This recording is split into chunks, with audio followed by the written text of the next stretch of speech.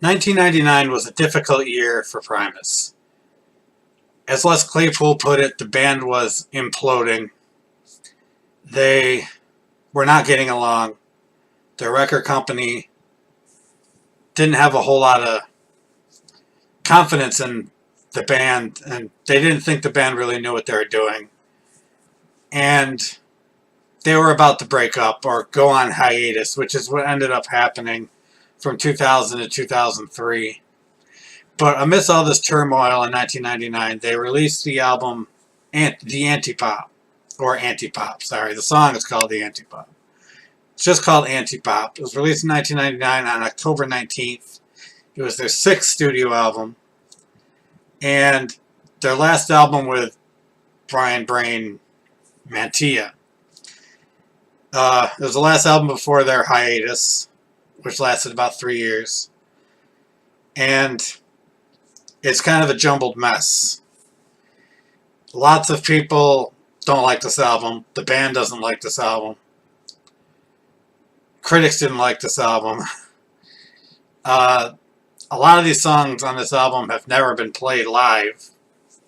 I happened to see Primus a couple times on this tour, so I've heard some of the songs live. And the last time I saw them for the Chocolate Factory, they actually played Dirty Drowning Man. So I've seen a good portion of these songs live. So I'm pretty sure I've seen all the songs they care to play live from this album. I think I've seen them. But they usually stay away from the songs from this album. They have a lot of guest musicians and producers on this, including Tom Morello, James Hetfield, Tom Waits, who they've worked with before, Jim Martin from Faith No More, Fred Durst, and Matt Stone from South Park, one of the creators of South Park. If you didn't know already, Primus does the theme song for South Park. Matt Stone and Trey Parker are huge Primus fans, and they wanted Primus to do the theme song for their cartoon, and they did. So he produced a song on this album, Matt Stone. And like I said, it's not a very well-liked album. I'll get to that at the end after I'm done going over the songs. So this is the sixth studio album by Primus. It starts off with an intro of Tom Waits just playing the Mellotron. It's kind of cool sounding. It's strange. I've always been a big fan of the Mellotron, and I like how it sounds. And it goes right into the second track on the album, Electric Uncle Sam, which features Tom Morello. If you don't know who Tom Morello is, he's from Rage Against the Machine. He's a guitar player. He's a very good guitar player, and he likes to make a lot of weird noises with it. And you can always tell when it's him playing. And this is no exception.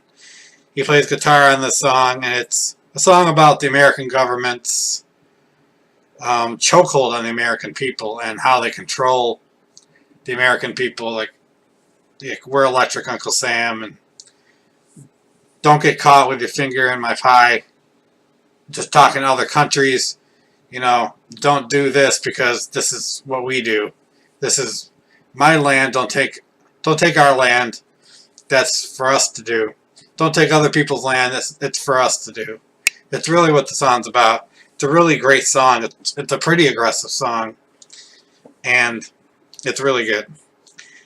Okay, the number 3 is Natural Joe. This is the song produced by Matt Stone from South Park. It's about how people aren't always what they seem to be, and how everyone has a dark side.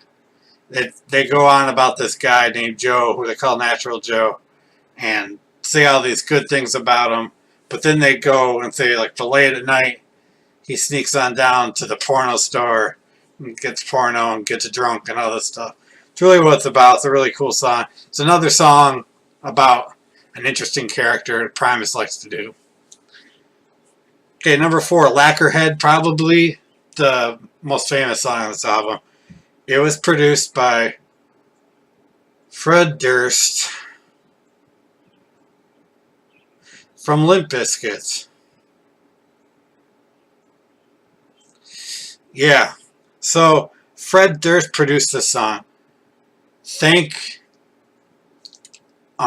whatever is up there, whatever God you believe in, whatever God I believe in, just whatever is out there, just thank them that Fred Durst did not actually contribute musically on this track. He just produced it. And the most shocking part about it is it's a really good song. Who would have thought? He was trying to convince Primus to go back to their more aggressive style of, I guess, like Frizzle Fry in this song. And it is a pretty aggressive song, but you can kind of tell how little he knows about Primus, because Primus was never really an aggressive band. Yeah, they have like a few songs that are more up-tempo, a little more heavy, like Too Many Puppies maybe, or Pudding Time or something like that, or Them Damn Blue Collar Tweakers, but they're never really an aggressive, heavy band. But that's Fred Durst for you. And it tells the tale of 3 children who use inhalants and what happens to them. And they did make a music video for this song. It was banned from MTV for drug references, obviously, since it deals with inhalants, and violent content. Even though there's no one actually in this video, it's actually just a claymation character. But, you know, MTV, they're stupid. So that's what happened. It's a really good song. Because of them banning the video, it became a semi-popular song. And I like it a lot.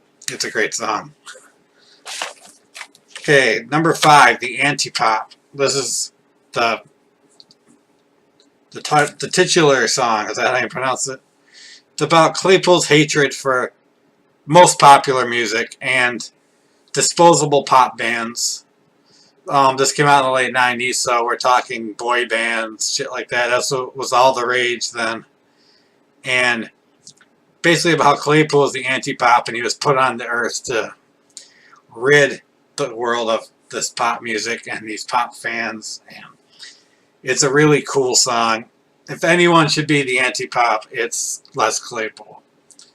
Anti-commercialism, anti-pop, anything, that's Les Claypool to a T. And it's another pretty aggressive song. I like it a lot. There's a sample from Poltergeist at the beginning. It has the little girl saying, "We're here. We're here." Everyone knows that. Really good song. Number 6, Eclectic Electric.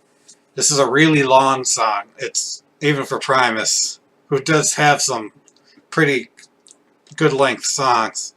This song features James Hetfield from Metallica and Jim Martin from Faith No More on guitars in the heavy part in the middle.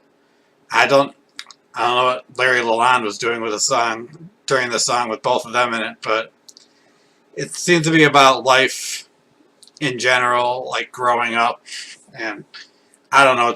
It's really hard to figure out what the song's about to me. It reminds me, I think it's very Pink Floyd-ish, who Les Claypool was heavily influenced by. If you know the song One of These Days by Pink Floyd, I believe it's on the album Metal. It's the bass in this reminds me a lot of the bass in that. And just the general atmosphere reminds me a lot of the Pink Floyd song. It's really good. Check it out. Okay, number 7, Greet the Sacred Cow. Basically slam at organized religion and people that try to indoctrinate people into their religion. You know, the line, they keep saying the line, "Line them up now to greet the sacred cow," meaning, you know, whatever deity anyone worships. It's a really good song. I know I just keep saying it's a really good song. A lot of these songs are really good. I think this album's a little underrated, to tell you the truth. But another good track on a pretty good album. Number 8, Mama Didn't Raise No Fool. It's another song that features Tom Morello. And this song you can really tell. Musically, this basically sounds like a Rage Against the Machine song, sung by Les Claypool. Not really lyrically, but just the sound of the music. Just about being yourself and not following along with what everyone else is doing. It's like, I see you doing this, but I'm not doing that because Mama didn't raise no fool and all that. Good song. I like it. All right, number 9, Dirty Drowning Man. It features Martina Topley Bird, who I guess is like a vocalist. And it's produced by Stuart Copeland, who was the drummer for the Police. And this is one of the songs they play live. This is, like I said before, I actually saw them play this live during the Chocolate Factory tour. It's like someone who seems dirty. This is what I take from it. Someone who seems like a dirty person, like crude person, not very nice person, but is actually more of a moral person than the people that are judging that person. So yeah, that's what I take from it. It mentions backstroking across the seas of cheese, which we know from Sailing the Seas of Cheese. They brought that back. All right, going up to number 10, Ballad of Bodacious. It's about a real bull that was around called Bodacious, who, people try to ride in rodeos, and this guy, Tough Hederman, who basically broke his face riding this bull. His face slammed so hard into the bull's back, it just broke most of the bones in his face. And apparently this bull was crazy and aggressive. That's what the song's about. Okay, number 11 is Power Mad. This is the last song that features Tom Morello on guitar. And it's about how absolute power corrupts absolutely. You might have heard that term before. Gets into some of the presidents, like George Washington. Talks about him, how he said he didn't cut down the cherry tree, or whatever it is. And Bill Clinton with the whole Kosovo thing. It's another political song, slamming politics. Okay, number 12, The Final Voyage of the Liquid Sky. I really don't know what the song's about. I can't figure out for the life of me what the song's about. It could be having to do with sea life, maybe. It says drift along liquid sky. I guess their sky would be liquid since they're in the ocean. And just a lot of real weird imagery in this song. But I like the song a lot. The song is kind of a psychedelic song for them. And I love the bass line in the song. This is probably one of the songs I listen to most on this album. I love it a lot. And finally, number 13, Coattails of a Dead Man. It features Martina Topley Bird again. And Tom Waits, you might remember. They worked on in their song Time of the Cat. Tom Waits does vocals and plays the mellotron in the song. And Martina Topley Bird does some vocals too. It's really just about a woman who marries a rich and famous guy. The guy dies and she benefits from that. She acts like she's sad all the time when people are around. And then the other time she's fine. People try to say it's about Courtney Love, which I don't think it is. I can't see Les Claypool writing a song about putting down another musician.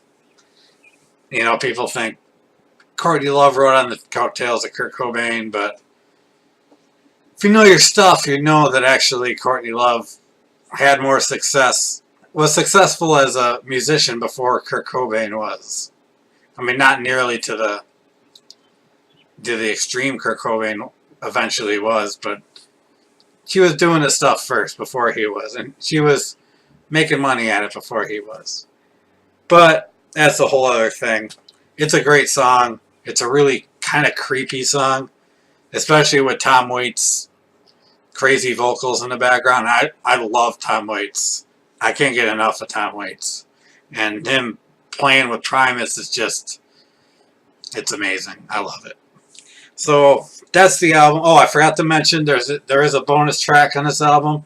It is a studio version of The Heckler, which you've probably heard on their very first release, the live album Suck on This. And that's what it is. It's a studio version of The Heckler. It's pretty cool. So that's Antipop. They wouldn't come out with anything for another 3-4 years after this. They are pretty much broke up. They said they're on hiatus, so as Les Claypool put it, so that door wouldn't be slammed, so they could do stuff again if they wanted to. But yeah, it's a very controversial album among fans and critics as to whether this is a good or a bad album. I personally think it's pretty decent. I would probably give it a... What did I give Brown Album? Did I give that a 7 or an 8? I don't remember. But I'm going to give Antipop a 7. And if I gave Brown Album a 7, I give Antipop 6.5. Because I don't like it quite as much as the Brown Album. But it's got some really good stuff on it. And I understand the irony. It's called the Antipop. And this is probably their most commercial sounding album. But it's Primus. It's good. Check it out. Alright. So, yeah. Getting close to the end of these Primus reviews. I think I've got 1, 2, 3 more before the new album comes out. I'm not sure when that's supposed to come out. So yeah, have a good day. Have a great day, everybody. And Primus sucks.